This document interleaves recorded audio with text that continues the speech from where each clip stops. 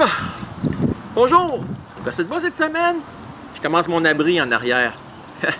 Ouais, mais là, il faut que je prenne une pause. Ben, c'est pas mal épuisant superviser ça, tout ce monde-là.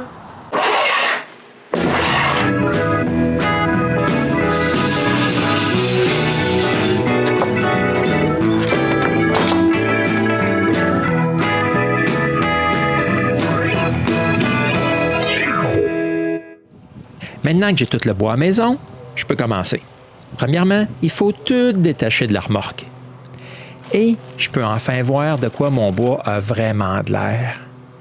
Super! J'aime bien la couleur brune de la gamme Goodfellow Terra. Ah, c'est pas mal plus foncé que les autres marques que je peux trouver. Puis c'est une teinte là, pas mal chaude que j'aime bien. La couleur naturelle est vraiment due au processus de traitement. Ça rehausse la couleur du grain et le caractère du bois. Mais il faut tout le déplacer pareil. On commence par mettre les 3 grosses poutres sur des chevalets. Ouais, mais René n'est pas capable de faire ça toute seule. Après, je coupe des plaques de métal pour faire les 4 ancrages.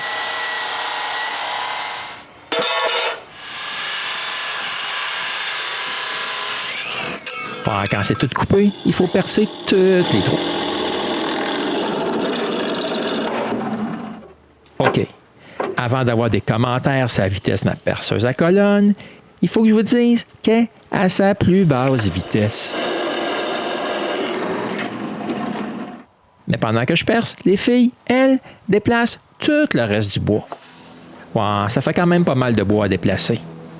Puis je voudrais bien profiter du moment pour remercier Goodfellow qui m'a fourni tout le bois pour la construction de notre abri. Et je suis bien content parce que mon abri va me durer pas mal longtemps. Ouais, mais il reste encore pas mal d'ouvrages à faire. Ouais, mais je dois arrêter un peu pour leur donner un petit coup de main. Mais elles arrivent à finir avant que les ancrages soient finis.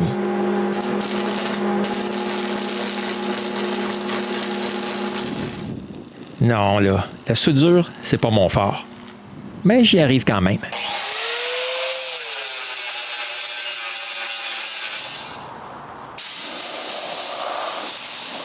La dernière chose à faire, ces ancrages, c'est de les peinturer.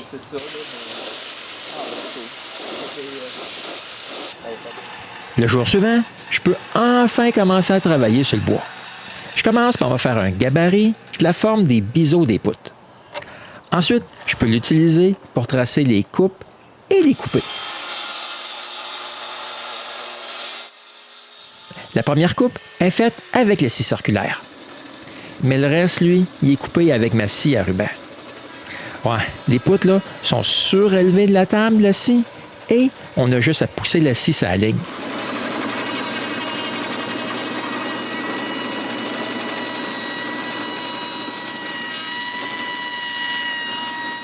Puis avec l'aide de Serge, ça a super bien été.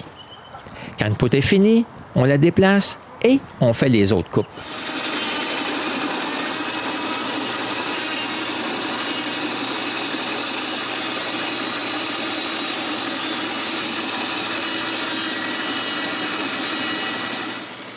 J'ai même coupé les poteaux verticaux assis à ruban.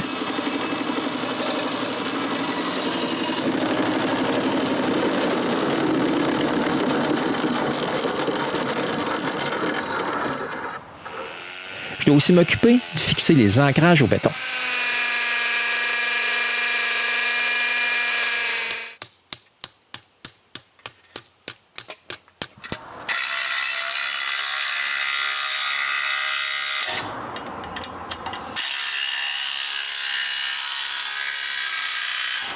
Le jour suivant, on peut mettre les poteaux en place. La première chose à faire est de percer des trous sous les poteaux pour encastrer des boulons. Ouais, pour pas que le bois touche directement le métal, je mets un bout de membrane sous chaque poteau. Et finalement, on peut les mettre en place. La première chose à faire, c'est de les apporter à l'arrière de l'atelier. Ouais, c'est pas trop difficile. Ah, puis c'est pas vraiment bien plus difficile de les mettre en place.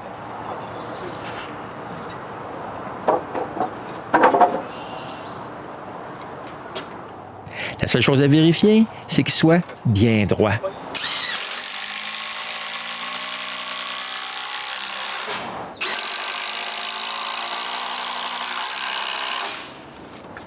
Mais à partir d'ici, ça commence à aller pas mal plus vite parce que Jean-Marc arrive puis il nous donne un bon coup de main. Ça va super bien à trois. Mais jamais aussi bien que quand Denis est arrivé. À 3 hommes, personne n'a vraiment forcé. Ça a été pas mal plus vite que j'aurais pensé. OK, ça aurait été encore plus vite si j'aurais arrangé ma coupe avant de monter les morceaux à leur place. Ici, là, on voit très bien que je n'avais pas coupé sa ligne. Mais quand tout est arrangé, on peut remettre le dernier morceau en place. Je mets de la colle entre chaque morceau et, après les avoir serrés ensemble avec des sangles, je les visse tous en place avec des vis de 38 cm.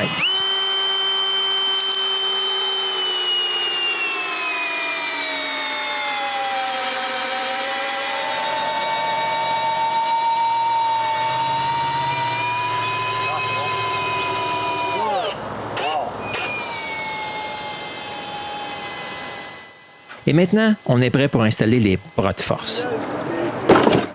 La première chose à faire est d'aller chercher ma toute nouvelle scie Évolution qui m'a généreusement été donnée par les outils Évolution. La première chose que je coupe avec sont les bras de force. Pas facile à couper des morceaux de 6 par 6. Évidemment, la scie ne peut pas couper un aussi gros morceau. Je finis la coupe à la main. Ah, fait une belle job, ça. Je coupe les 6 bras avant de les mettre en place. Ah ouais. OK, hop,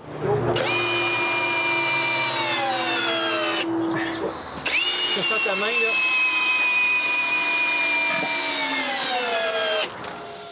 Sur la plaque murale, je vais ajouter un petit bout vertical. Il faut le couper maintenant. Le coller et le visser. Après, on peut tout visser ça avec des vis de 20 cm au mur arrière de l'atelier, directement dans l'entrée du mur arrière.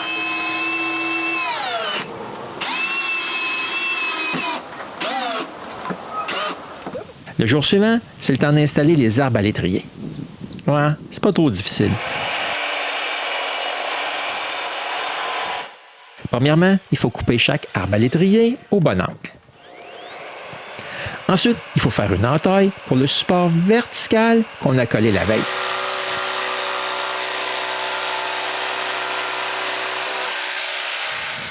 Puis, on place l'arbre à l'étrier à sa place et je marque pour la prochaine entaille. À l'aide d'un gabarit, je la trace et je la coupe.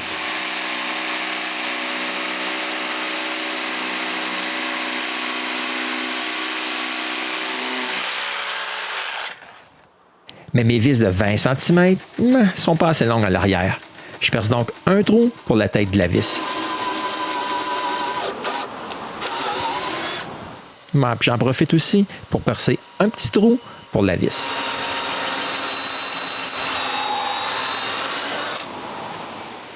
Ensuite, on est prêt pour visser ça.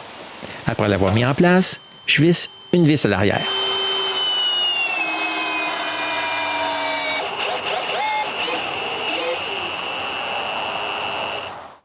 Et 2 autres sur le bout qui est au mur de l'atelier.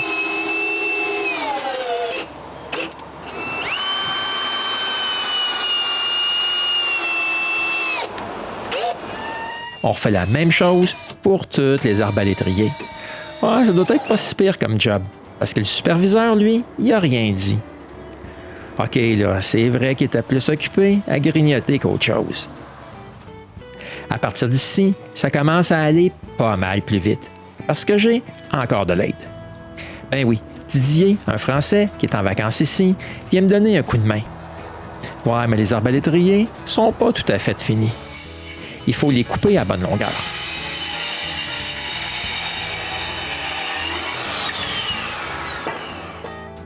Quand c'est fait, on peut clouer la partie avant.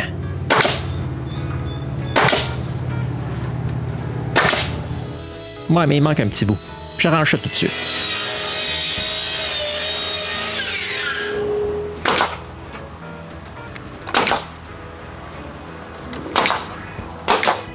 Et finalement, on peut commencer à clouer les planches sur le toit. Mais à deux, ça va pas mal vite.